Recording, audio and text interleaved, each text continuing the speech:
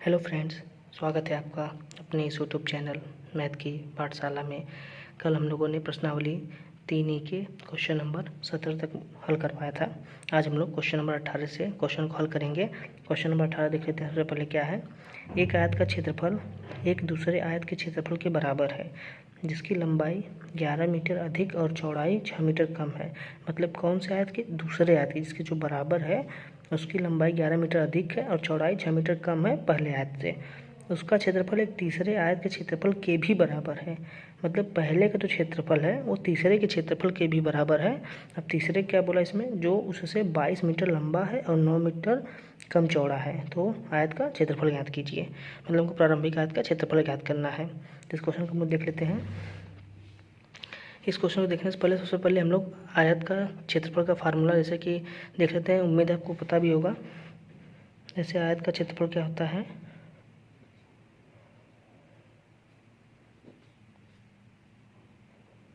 आयत का क्षेत्रफल बराबर लंबाई गुणे चौड़ाई।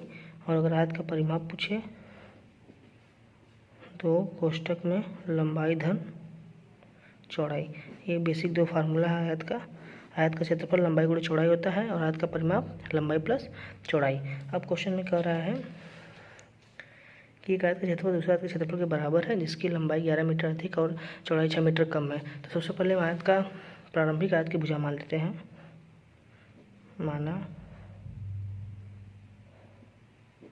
क्वेश्चन नंबर 18 है, माना प्रारंभिक आयत की लंबाई को मैंने x मान लिया और चौड़ाई मान लेते हैं हम लोग y मान लेते हैं। अगर लंबाई x और चौड़ाई y है तो प्रारंभिक क्षेत्रफल क्या हो जाएगा, प्रारंभिक क्षेत्रफल क्या हो जाएगा, लंबाई गुणे चौड़ाई, x गुणे y। ये तुम्हारा प्रारंभिक क्षेत्रफल के बराबर x y हो गया। अब यहाँ से हम लोग केस नंबर 1 लेते हैं। जैसे जिसकी लंबाई दूसरे क्षेत्रफल के बराबर जिसकी लंबाई 11 मीटर अधिक और चौड़ाई 6 मीटर कम है। अब दूसरे आयत के हम लोग लंबाई मानते हैं। दूसरे आयत की लंबाई कितनी हो जाएगी, अब प्रारंभिक जो हमारा आयत का लंबाई से 11 मीटर अधिक, जैसे क्वेश्चन में दिया गया जिसकी लंबाई 11 मीटर अधिक है, तो प्रारंभिक 11 था और इससे 11 मीटर अधिक हो गया। और चौड़ाई कितना है, चौड़ाई क्वेश्चन में दिया गया है 6 मीटर कम है। तो चौड़ाई y था, y से 6 मीटर कम है, y से 6 मीटर कम है, लंबाई और चौड़ाई होगा। अब इसका हम लोग दूसरे वाले आयत का हम लोग क्षेत्रफल निकालते हैं। फिर जब इसका क्षेत्रफल निकल जाएगा और इसका क्षेत्रफल दोनों को बराबर कर देंगे तो वहाँ से हमको एक इक्वेशन मिलेगा। आगे हल करते हैं। तो यहाँ लिखते हैं दूसरे आयत का क्षेत्रफल क्या हो जाएगा, लंबाई गुणे चौड़ाई। क्षेत्रफल और लंबाई गुणे चौड़ाई होता है। और लंबाई कितना आया था, x प्लस 11 और चौड़ाई कितना था, y माइनस 6। ये हमारा लंबाई और चौड़ाई हो गया। अब इसको हम लोग हल कर लेते हैं। जब इसका पहले इसमें गुणा करेंगे एक्स वाई हो जाएगा, प्लस इसका इसमें करेंगे माइनस हो जाएगा क्योंकि माइनस है 6, इसका इसमें करेंगे प्लस 11y और ये माइनस 66। ये हमारा दूसरे आयत का क्षेत्रफल हो गया। अब चूंकि इस दूसरे आयत का क्षेत्रफल पहले आयत के क्षेत्रफल के बराबर है, जैसे यहाँ क्वेश्चन में दिया गया है कि एक आयत का क्षेत्रफल दूसरे आयत के क्षेत्रफल के बराबर है, दोनों को क्षेत्रफल को बराबर कर देते हैं। तो पहले आयत का क्षेत्रफल हमारा x गुणे y आया था और दूसरे आयत का क्षेत्रफल ये है, तो X Y minus 6x plus 11y minus 66। अब देखिए एक्स वाई और एक्स वाई इधर आएगा, एक्स वाई और माइनस एक्स वाई हो गया बराबर माइनस का 6x प्लस 11y माइनस 66। अब एक्स वाई से एक्स वाई जीरो कट जाएगा, जीरो बार में जीरो हो जाएगा। अब 6 को इधर पक्षांतर करेंगे 6x और ये माइनस का 11y बराबर आपका हो जाएगा माइनस का 66। ये हमारे क्वेश्चन नंबर 1 हो गया। अब यहाँ से हम दूसरी केस देखते हैं। देखिए इसमें दूसरे केस में क्या कहा है, उस आयत का क्षेत्रफल, उस आयत मतलब कौन से आयत का, पहले आयत का क्षेत्रफल तीसरे आयत के क्षेत्रफल के भी बराबर है जिसकी लंबाई उससे 22 मीटर लंबा और चौड़ाई 9 मीटर कम है। अब तीसरे आयत का लंबाई मानते हैं। तीसरे आयत की लंबाई हमारा कितना हो जाएगा, पहले आयत की जो लंबाई उससे 22 मीटर लंबा है और चौड़ाई कितना है, y माना था मैंने पहले आयत की, उससे 9 मीटर कम चौड़ा है। तो इसका क्षेत्रफल क्या हो जाएगा, एक्स प्लस 22 वाई माइनस 9। अब इसका गुणा करेंगे तो क्या प्राप्त होगा, इसका इसमें होगा तो एक्स वाई, अब इसका इसमें करेंगे तो -9x प्लस 22y, अब 22 का -9 करेंगे तो माइनस हो जाएगा, 9 दूना 18, 9 18 1 19। ये हमारा दूसरे आयत का क्षेत्रफल आ गया। तीसरे आयत का इसका क्षेत्रफल, अब इसका भी क्षेत्रफल जो है पहले आयत के क्षेत्रफल के बराबर है।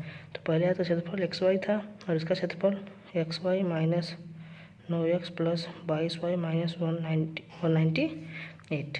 अब जैसे एक्स वाई कट जाएगा, इधर घटाएंगे 0 हो जाएगा, और 9 किधर लाएंगे पक्षांतर करके, तो 9x 22 को भी इधर लाएंगे तो -22y बराबर 198। अब देखिए ये हमारा क्वेश्चन नंबर 2 हो गया। अब समीकरण हम 1 और 2 को हल कर लेते हैं विलोपन विधि से। अब समीकरण 1 हमारा क्या है, 6x माइनस 11y बराबर -66, और समीकरण 2 क्या है, 9x माइनस 22y बराबर -198। अब देखिए यहाँ पे y का गुणांक 11 है, y का गुणांक 22 है। अगर हम समीकरण नंबर, इसमें 1 है ये 2 है, इसमें अगर हम 2 का गुणा करते हैं समीकरण नंबर 1 में, तो हमारा यहाँ पे y का गुणांक 22 हो जाएगा। तो हमारा कितना है समीकरण नंबर 2, अब जब 2 से गुणा करेंगे तो 6 दूना 12x माइनस 11 दूना 22y बराबर, इसका जब 2 में गुणा होगा 6 दूना 12, 6 दूना 12 13, माइनस का 132 हो गया समीकरण नंबर। अब इस समीकरण नंबर 2 है, इसको समीकरण 3 कर लेते हैं। अब इस दोनों का हल कर लेते हैं, इसको हम लोग घटा देंगे तो हमारा माइनस हो जाएगा, ये माइनस है यहाँ पे तो यहाँ पे प्लस हो जाएगा, ये भी माइनस यहाँ पे प्लस हो जाएगा। अब देखिए 9x में से 12x घटेगा तो माइनस का 3x, ये प्लस का 22y माइनस का 22y कट गया। अब देखिए यहाँ पे माइनस का 198 है और प्लस का 132 है, तो माइनस का चिन्ह बड़ा है तो माइनस ही आएगा आगे। अब देखिए 198 में से 132 घटाएंगे तो यहाँ पे 6 हो गया और यहाँ पे भी 6 हो गया, तो माइनस से माइनस कट के जब x को हल करेंगे 3 से जब काटेंगे तो 22 आ जाएगा, 22 या 66 होता है। अब देखिए हम x का मान समीकरण नंबर 1 में इसमें रख देंगे, समीकरण नंबर 1 यही है, इसी में रख देंगे। समीकरण 1 में x बराबर 22, समीकरण 1 में x बराबर 22 रखने पर, अब समीकरण 1 में जब x बराबर 22 रखेंगे तो हमारा समीकरण 1 क्या है, 6x माइनस 11y बराबर -66।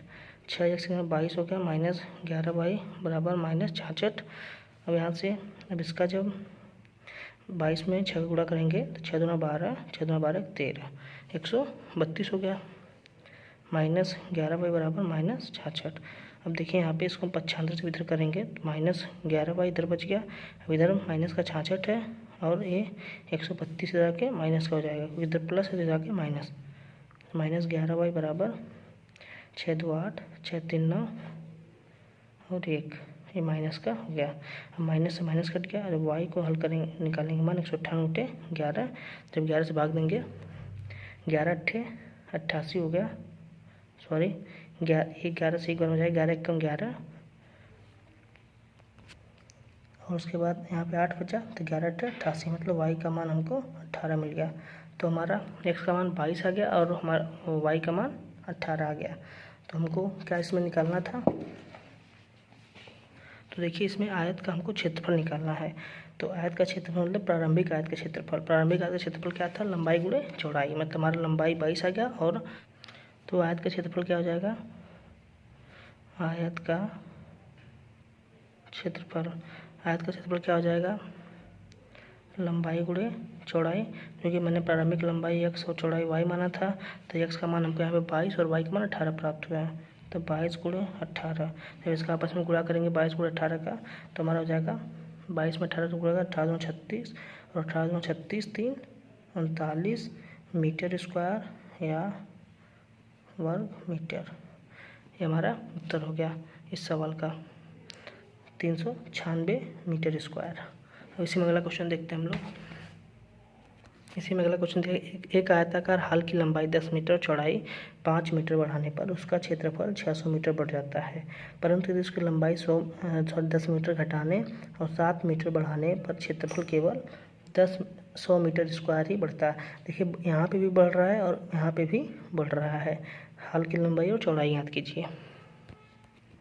यहाँ पे लोग मान लेते हैं क्वेश्चन नंबर 19 है, तो माना हाल की लंबाई x हो गई और चौड़ाई को हम लोग वाई मान लेते हैं। जैसा कि हम लंबाई चौड़ाई निकालना है हमको, जो हाल की लंबाई x चौड़ाई होगी तो क्षेत्रफल क्या हो जाएगा इसका, लंबाई गुणे चौड़ाई x गुणे y, यानी कि एक्स वाई होगा क्षेत्रफल।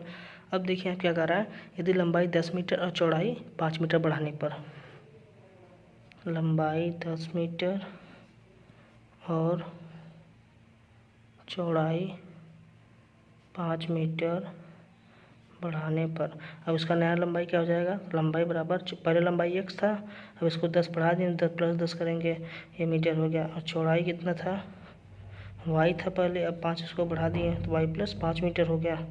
तब ये क्षेत्रफल कितना हो जाएगा, इसको जब हल करेंगे तो क्षेत्रफल निकालेंगे, लंबाई गुणे चौड़ाई हो जाएगा, x + 10 y + 5, इसका जो आपस में गुणा कर लेंगे तो हमारा इधर xy हो जाएगा, इसका इसमें करेंगे प्लस इसका इसमें 5x + 10 का इसमें करेंगे, y में 10y + 10 बचे 50। ये हमारा इसका क्षेत्रफल आ गया लंबाई और चौड़ाई बढ़ाने पर। अब क्या कर रहा है, बढ़ाने पर उसका क्षेत्रफल 600 मीटर स्क्वायर बढ़ जाता है। अब ये क्षेत्रफल जो है 600 मीटर स्क्वायर बढ़ गया। अब देखिए यहाँ पे क्वेश्चन कर रहा है 600 मीटर बढ़ गया, तो मतलब जो ये वाला क्षेत्रफल है 600 मीटर हमारा बढ़ गया। तो ये क्षेत्रफल और इस क्षेत्रफल के बराबर तभी होगा जब हम इसको भी 600 मीटर बढ़ा देंगे। तो इसको ऐसे लिख सकते हैं एक्स वाई, ये एक पहला क्षेत्रफल और दूसरा क्षेत्रफल यहाँ पर हम कर लिखेंगे एक्स वाई + 5x + 10y + 50, ये दोनों हो गया। अब ये तो 600 मीटर बढ़ गया, लेकिन ये दोनों बराबर तभी होंगे जब इसको भी हम 600 मीटर बढ़ा दें। तब यहाँ जब इसको हल करेंगे तो देखिए प्लस का इसको इधर घटा लेंगे तो एक्स वाई + 600 - xy बराबर 5x + 10y + 50 हो गया। अब देखिए यहाँ से एक्स वाई से कट गया, अब यहाँ से इसको 50 को इधर पक्षांतर कर लेंगे तो 600 में से 50 को माइनस करेंगे तो 550 बचेगा बराबर 5x + 10y। अब देखिए यहाँ से 5 कॉमन है तो 5 कॉमन लेंगे तो x + 2y बराबर 550। अब 5 से इसको काट लेंगे 110 बार में तो x + 2y बराबर 110। ये हमारे क्वेश्चन नंबर 1 हो गया। अब देखिए इसमें केस नंबर 2 क्या कर रहा है कि यदि लंबाई को 10 मीटर घटाने और चौड़ाई 7 मीटर बढ़ाने पर क्षेत्रफल 100 मीटर स्क्वायर बढ़ता है। तो इसको लिख लेते हैं, लंबाई 10 मीटर घटाने और चौड़ाई 9 मीटर, चौड़ाई 7 मीटर बढ़ाने पर। और जब इसको लंबाई को 10 मीटर घटाएंगे तो लंबाई हमारी क्या हो जाएगी, पहले x में से 10 घट गया तो x - 10, चौड़ाई को 7 मीटर बढ़ाना है, चौड़ाई y थी, y में 7 मीटर जुड़ गया तो y + 7 हो गया। तब यहाँ क्षेत्रफल अब क्या हो जाएगा, x - 10 y + 7। अब इसका आपस में गुणा कर लेंगे एक्स वाई, इसका इसमें करेंगे एक्स वाई फिर प्लस 7x माइनस का 10y हो जाएगा माइनस का 70। अभी हमारे इसका लंबाई 10 मीटर घटाने चौड़ाई 7 मीटर बढ़ाने पर क्षेत्रफल आया है। अब प्रारंभिक क्षेत्रफल एक्स वाई और एक्स वाई + 7x - 10y - 70, यह वाला क्षेत्रफल जो है हमारा लंबाई जब 10 मीटर घटाएंगे और 7 मीटर बढ़ाने पर यह क्षेत्रफल 100 मीटर स्क्वायर बढ़ता है। यह क्षेत्रफल जो है 100 मीटर स्क्वायर बढ़ता है, प्रारंभिक क्षेत्रफल ये है। तो ये दोनों बराबर तभी होंगे तो जब हम इस वाले क्षेत्रफल में 100 ऐड कर दें या तो फिर इसको 100 घटा दें, क्योंकि तभी जाकर के दोनों क्षेत्रफल बराबर होंगे। तो इसमें हम 100 जोड़ देते हैं या तो फिर इसी 100 की इधर घटा दीजिए, बात एक ही है। अब देखिए इसको जब हल करेंगे तो एक्स वाई + 100 बराबर एक्स वाई + 7x - 10y - 70 हो गया। अब देखिए जब यहाँ से इसको जब हल करेंगे तो एक्स वाई को इधर लेके आएंगे जब तो एक्स वाई + 100 माइनस का एक्स वाई हो गया, अब बराबर 7x - 10y - 70। अब देखिए एक्स वाई से एक्स वाई कट गया, हमें हम बचा क्या इधर RHS में 7x - 10y। अब इधर -70 इधर जाएगा 100 में जुड़ जाएगा 100 + 70, तो यानी कि 7x - 10y बराबर 170 हो गया। ये समीकरण नंबर, इसको हम समीकरण नंबर 2 बना लेते हैं। अब समीकरण एक हमारा क्या था, एक बार देख लेते हैं। समीकरण अगले पन्ने पे था x + 2y बराबर 110। समीकरण नंबर हमारा 1 था। अब देखिए यहाँ पे x का गुणांक 7 है, यहाँ पे x का गुणांक 7 है और यहाँ पे x गुणांक 1 है। तो अगर समीकरण 1 में 7 से गुणा कर दे तो समीकरण 1 में 7 से गुणा करने पर ये सब इस पूरे समीकरण में 7 से गुणा करेंगे तो 7x हो जाएगा प्लस 14y बराबर 770। समीकरण 3 बना लेते हैं। अब इसको हम यहीं पे घटा देते हैं। 7x प्लस 14y बराबर 770 समीकरण 3 है। दोनों को आपस में घटा देंगे तो देखिए ये माइनस का 10x माइनस का 14, तो माइनस का 24 minus 10y minus 14y minus का 24y हो गया। अब 170 में से 770 घटेगा तो माइनस का आएगा तो 0 हो जाएगा, ये भी 0। 7 में 6 गया, 7 में से 1 गया 5। अब देखिए इसको जब हल करेंगे फिर इसमें घटाएगा 600 आएगा। जब इसको यहाँ से माइनस कट गया और y बराबर 600/24। और इसको 24 से जब काटेंगे तो 12 से कट जाएगा, 12 दूनी 24, 12 25 60 और 0 हो जाएगा तो 25 आ गया। तो हमको y का मान 25 प्राप्त हुआ। अब इसी y का मान समीकरण 2 या 3 में रख देंगे। हम समीकरण 2 में रख लेते हैं। y का मान समीकरण 2 में रखने पर जब y का मान समीकरण 2 में रखेंगे तो 7x माइनस 10y है। 7x माइनस 10y बराबर 170 है। तो 7x माइनस 10 गुणे y का मान कितना आया था, y का मान 25 है बराबर 170। तो 7x बराबर 170 प्लस 25 धाम में 250 हो गया। इधर आके जुड़ जाएगा। तो इसको हल करेंगे तो 0 7 5 12 2 1 3 1 4 7x। तो x बराबर 7 से 6 वाला में 7 6 42 तो 60 आ गया।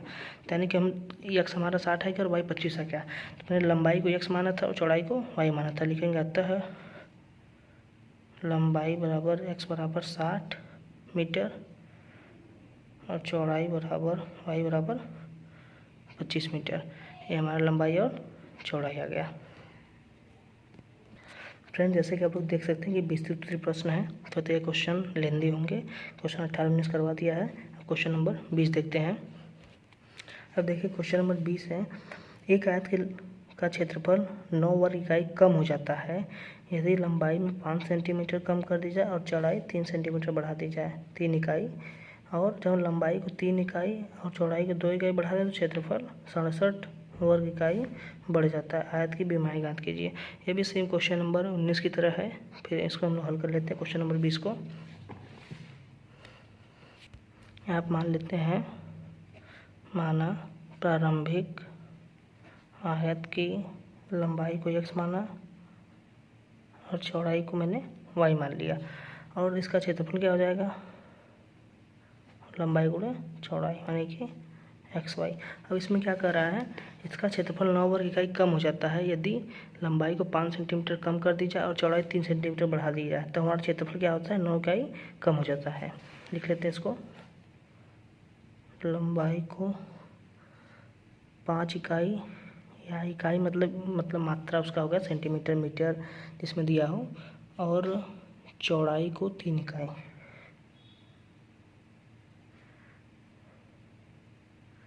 और चौड़ाई को 3 इकाई, लंबाई को 5 इकाई और चौड़ाई को 3 इकाई, इसको बढ़ा दें। और यहाँ लंबाई 5 इकाई इसको कम करना है, चौड़ाई को बढ़ाना है। तो लंबाई क्या हो जाएगा, x माइनस 5 और चौड़ाई को बढ़ाना है हमको तो y प्लस 3 हो जाएगा। तब इसका क्षेत्रफल क्या हो जाएगा, x माइनस 5 y प्लस 3। फिर इसमें आपस में गुणा कर लेते हैं, xy हो गया plus 3x minus 5y minus 15। अब देखते हैं, यदि आयत का क्षेत्रफल 9 इकाई वर्ग कम हो जाता है, जब कब कम होता है, जब लंबाई 5 इकाई कर दी जाती है और चौड़ाई 9 इकाई बढ़ा दी जाती है। 5 कम कर दिया और इसको 9 बढ़ा देता है, ये हमारा 9 मतलब वर्ग कम हो गया। तब इसको इक्वेशन में कैसे लिखेंगे, ये हमारा प्रारंभिक क्षेत्रफल है और ये हमारा वृद्धि के बाद क्षेत्रफल है। अब हमारा जो यह वाला क्षेत्रफल है उसके बराबर तभी होगा। अब इसमें इकाई 9 कम कर दिया गया है तो यहाँ पे 9 को घटा दिया जाए, या तो फिर इधर हम 9 को जोड़ दें इसमें। अब देखिए हम पिछले वाले सवाल में क्या कर रहे थे कि वहाँ पे वृद्धि हो रही थी क्षेत्रफल, तो यहाँ वृद्धि को हम लोग जोड़ रहे थे कि यहाँ क्षेत्रफल 9 का कम हो रहा है, तो इस वाले क्षेत्रफल में 9 जोड़ दें, या तो फिर इधर 9 को घटा दें, या तो इधर 9 को हम जोड़ दें। दोनों बात एक ही है। अब इसको हल कर लेते हैं। एक्स वाई माइनस 9, ये एक्स वाई इधर आएगा तो माइनस का एक्स वाई बराबर 3x माइनस 5y माइनस 15।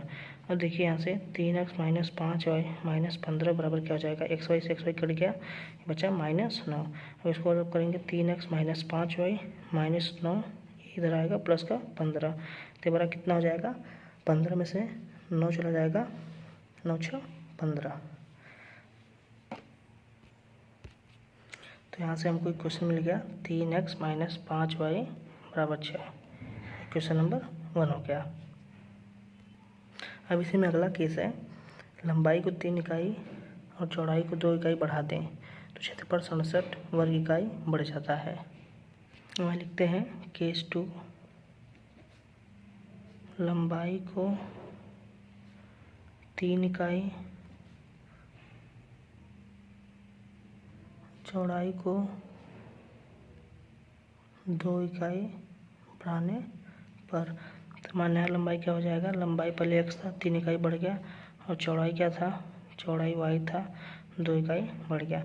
तब क्षेत्रफल इसका क्या हो जाएगा, यहीं पे हम क्षेत्रफल निकाल लेते हैं अगर, तो x प्लस 3 y प्लस 2 लंबाई गुणे चौड़ाई होता है, तो इसका इसमें गुणा कर लेंगे इसको एक्स वाई, इसका इसमें plus 2x plus 3y plus 6, ये हमारा क्षेत्रफल हो गया। अब क्या कर रहा है, लंबाई इतना बढ़ाने पर क्षेत्रफल हमारा 67 वर्ग इकाई बढ़ जाता है। अब देखिए ये प्रारंभिक क्षेत्रफल X Y plus 2x plus 3y plus 6, ये हमारा वृद्धि के बाद का क्षेत्रफल है। अब हमारा क्षेत्रफल जो है 67 वर्ग ये बढ़ गया है। अब 67 वर्ग जब बढ़ गया है तो इसमें हम अगर 67 इसमें जोड़ दें या तो इसमें 67 हम घटा दें तो दोनों हमारा क्षेत्रफल बराबर हो जाएगा। तो इसको 67 इसमें जोड़ दिए। अब ऊपर देखिए 9 वर्ग कम हुआ था तो 9 घटाए थे, तो यहाँ 67 को हम ऐड कर दिए। इसको हम लोग हल कर लेते हैं। एक्स वाई प्लस 67, ये माइनस का एक्स वाई इधर आके हो जाएगा बराबर 2x प्लस 3y प्लस 6 हो गया। अब एक्स वाई में से एक्स वाई चला जाएगा। अब देखिए 67 में से 6 घट जाएगा, -6 बराबर 2x प्लस 3y। अब यहाँ से 2x प्लस 3y बराबर कितना हो जाएगा, 67 में जब 6 घटेगा तो 61 आ जाएगा। समीकरण नंबर 2 हो गया। अब देखिए समीकरण नंबर 1 क्या है, यहाँ पे समीकरण नंबर 1 3x माइनस 5y बराबर 6 है, यहाँ पे 2x है। यदि हम अब देखिए x का गुणा क्या आप समान करना है हमको, समीकरण 1 में अगर हम 2 का गुणा कर दें और समीकरण 2 में 3 का गुणा कर दें तो दोनों को x का गुणा समान हो जाएगा। तो लिख देते हैं समीकरण 1 में 2 का तथा समीकरण 2 में 3 का गुणा करने पर, जब समीकरण 1 में हम समीकरण 1 हमारा ये है, इसमें 2 का जब गुणा करेंगे तो 3 दूना 6x माइनस 10y बराबर 12, इसको 3 बना लेते हैं। और समीकरण जब 2 में हम 3 का गुणा करेंगे तो 3 दूना 6x प्लस 3 त्रिका 9y बराबर कितना हो जाएगा, इसको 61 दूनी, इसमें 2 से गुणा करेंगे, 2 एकम 2 6 दूनी 12 हो गया। अब देखिए इसको घटा लेंगे, माइनस ये भी माइनस, एक इससे कैंसिल आउट हो गया। अब देखिए यहाँ से माइनस का 10y माइनस का 9y तो माइनस का 19y बराबर, अब 122 में से 12 जब घटेगा तो चूँकि माइनस का चिन्ह बड़ा है तो माइनस ही आएगा। अब यहाँ से 0 हो जाएगा और 12, 2 में से 1 गया 1 और यहाँ से 1 हो गया, 110 हो गया। फ्रेंड्स यहाँ पे छोटी सी मिस्टेक हो गया है। अब देखिए समीकरण 2 में 3 से गुणा करना है, मैंने यहाँ पे 2 का गुणा कर दिया गलती से, क्षमा चाहेंगे। तो समीकरण 2 में 3 से करेंगे तो 3 एकम 3 हो गया और 36 का 18, 183 हो गया। माइनस का 183 है, जब ये घटाए जिसको घटे माइनस का चिन्ह आएगा, 183 में जब 12 घटेगा तो यहाँ पे 1 आ जाएगा और यहाँ पे बचा कितना, 8 में से 1 गया 7 और यहाँ पे 1, तो यहाँ से माइनस कट जाएगा और y का मान 171/19 और 19 9 171 होता है, तो y का मान 9 प्राप्त हुआ। अब इसी y का जो मान 9 है इसको समीकरण नंबर 3 में रख देंगे, या फिर हम समीकरण 2 में रख देंगे। समीकरण 2 में रख देते हैं y का मान समीकरण 2 में रखने पर, तो समीकरण 2 में रखेंगे 2x + 3 × y का मान 9 बराबर 61, 2x बराबर 61 - 9 × 27 हो गया। अब देखिए यहाँ पे 2x बराबर, अब इसको घटाएंगे तो 4, 11 में से 7 गया 4 हो जाएगा, और यहाँ 5 में से 2 गया 3, तो x बराबर 17। अब x बराबर 17 मीटर आ गया और y बराबर 9 मीटर। तो लंबाई को मैंने x माना था, तो लंबाई बराबर 17 मीटर, और चौड़ाई को मैंने y माना था, चौड़ाई y बराबर 9 मीटर। तो हमारा इस आयत। अब इसमें क्वेश्चन नंबर 21 देखते हैं। कह रहा है एक मित्र दूसरे मित्र से कहता है यदि मुझे 100 दे दो तो मैं आपसे 2 गुना धनी बन जाऊंगा, और तो दूसरा उत्तर देता है यदि आप मुझे 10 दे दे तो मैं आपसे 6 गुना धनी बन जाऊंगा। तो बताइए कि उनकी क्रमशः संपत्तियां क्या हैं। तो इसको हम लोग हल कर लेते हैं। क्वेश्चन नंबर 21 को मान लेते हैं, माना पहले मित्र के पास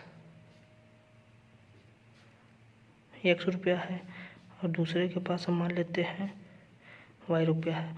अब यहाँ x हो गया y हो गया। अब पहला मित्र क्या कहता है, दूसरे से कहता है कि यदि आप मुझे 100 रुपये दे दो, 100 मतलब 100 रुपये दे दो तो मैं आपसे 2 गुना धनी बन जाऊँगा। तो पहला मित्र इससे कहता है कि यदि आप मुझे 100 रुपये दे दो तो ये अपने पे 100 माइनस करेगा और 100 इसको देगा, तो यहाँ पे प्लस हो जाएगा, तो मैं आपसे 2 गुना धनी बन जाऊँगा। तो इक्वेशन हो गया। अब इसको हम लोग हल कर लेते हैं। x + 100 बराबर 2y - 200, इसको पक्षांतर कर लेंगे। x - 2y बराबर माइनस का 300, प्लस का सही रहेगा माइनस का, और माइनस का 200 माइनस का 300। समीकरण नंबर 1 हो गया। एक हमारा केस फर्स्ट था। अब यहाँ पे सेकेंड केस देखते हैं। अब इसमें क्या कर रहा है, उत्तर देता है इसका मित्र। दूसरा उत्तर देता है यदि आप मुझे 10 दे दो तो मैं आपसे 6 गुना धनी बन जाऊंगा। हम यहाँ पे लिख लेते हैं x और y।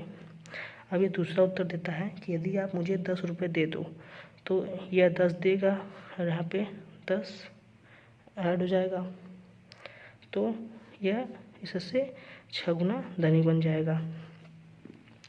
जब इसको हल करेंगे 6x - 60 बराबर y + 10, 6x - y, इसको पक्षांतर कर लेंगे 70 हो जाएगा। समीकरण नंबर 2 हो गया। अब देखिए यहाँ पे समीकरण 1 और 2 को हम हल कर लेते हैं। विलोपन विधि से हल करते हैं। यहाँ से y का मान निकालते जब है तो 6x - 70 बराबर y हो गया। 70 को इधर लेते आते हैं और y को इधर, तो हमारा y का मान हो गया। अब y का मान समीकरण 1 में रखेंगे। विलोपन इसको हम प्रतिस्थापन विधि से हल करेंगे। y का मान समीकरण 1 में रखने पर, जब y का मान हम समीकरण 1 में रख रहे हैं तो y का मान कितना 6x - 70 है, तो यहाँ पे x - 2, और यहाँ पे y है, तो y का मान 6x - 70 बराबर माइनस का 300, तो x माइनस, अब इसमें घटेगा गुणा होगा -12x, और इसका माइनस माइनस प्लस 7 दूना 14, 140 बराबर -300, ये माइनस का 11x हो गया। इसको घटा लेंगे जब, माइनस का 11x, ये माइनस का 300 इधर जुड़ेगा, माइनस का 140 हो गया। तो यहाँ से जब देखते हल करते हैं इधर, यहाँ से हल करेंगे माइनस का 11x बराबर माइनस का 300 और माइनस का 40, माइनस का 440, माइनस माइनस कट गया, तो x बराबर 11 से 4 बार 1144, तो x का मान 40 प्राप्त हुआ।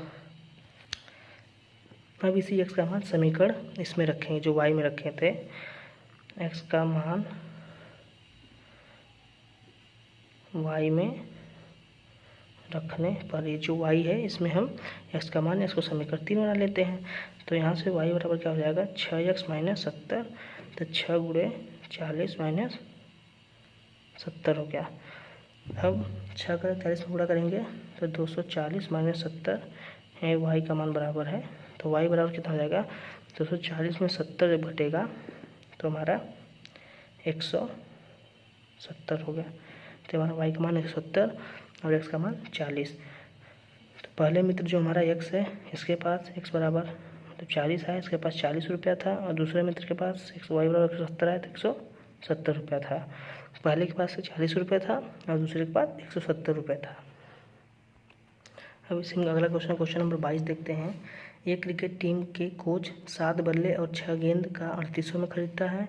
बाद में उसने 3 बल्ले और 5 गेंद 1750 में खरीदा। तो प्रत्येक बल्ले और गेंद का मूल्य ज्ञात कीजिए अलग अलग। तो मतलब इसमें भी हमको 2 इक्वेशन बन जाएंगी, तो वहाँ से हम हल कर लेंगे। आइए देखते हैं। क्वेश्चन नंबर 22 है। यहाँ पे हम बल्ले को बी से डिनोट करेंगे और गेंद को हम मान लेते हैं ए से डिनोट करेंगे, ठीक है। तो यहाँ पे 7 बल्ले हैं, तो 7 बल्ले प्लस 6 गेंद 6 ये हो गया। अब ये दोनों हमको कितना मिला है 3800 में। और इसी में जब दूसरी बार खरीदा है तो 3 बल्ले को बी से प्लस 5 गेंद को ए से बराबर कितने का हमको मिला है ये 1750। अब देखिए ये हमारा 2 इक्वेशन आ गया। अब इस इक्वेशन को हम लोग गुणांक बराबर करके हल कर लेंगे, तो हमारा प्रत्येक बल्ले का और प्रत्येक गेंद का मान आ जाएगा। ये क्वेश्चन मैंने बना दिया है, आप लोग इसे विलोपन विधि या प्रतिस्थापन विधि से हल कर लीजिएगा। अब इसी में अगला क्वेश्चन नंबर 23 देख लेते हैं। और इस प्रश्नावली का आखिरी क्वेश्चन है। एक नगर टैक्सी के भाड़े के नियत भाड़े के लिए अतिरिक्त चली की दूरी पर भाड़ा सम्मिलित किया गया है। 10 किलोमीटर की दूरी के लिए भाड़ा 105 रुपये है तथा 15 किलोमीटर के लिए भाड़ा 155 रुपये है। तो नियत भाड़ा निकालना है हमको, और प्रति किलोमीटर भाड़ा क्या है, और व्यक्ति को 25 किलोमीटर यात्रा करने के लिए कितना भाड़ा देना होगा। तो इस क्वेश्चन को हम लोग हल कर लेते हैं। क्वेश्चन नंबर 23 है। यहाँ मान लेते हैं माना जो नियत भाड़ा है इसको x मान लेते हैं, और जो अतिरिक्त भाड़ा है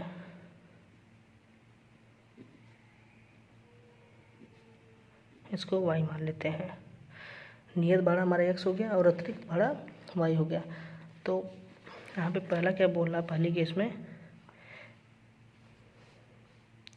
शामिल किया गया है 10 किलोमीटर दूरी के लिए 105 रुपये लगता है और 15 किलोमीटर दूरी के लिए 155 रुपये लगता है।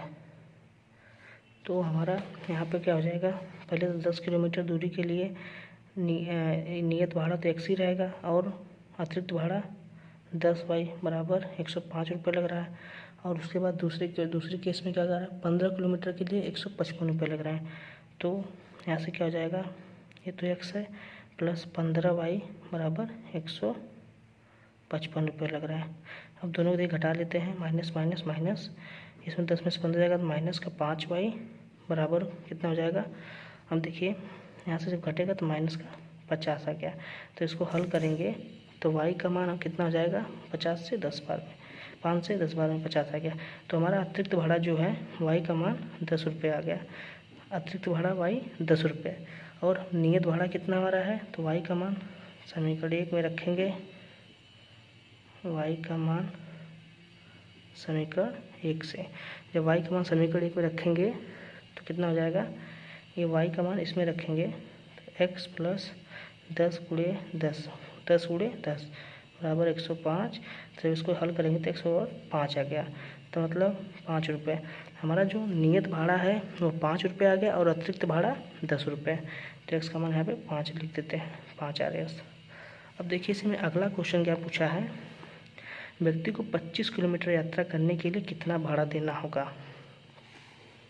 अब देखिए यहाँ पे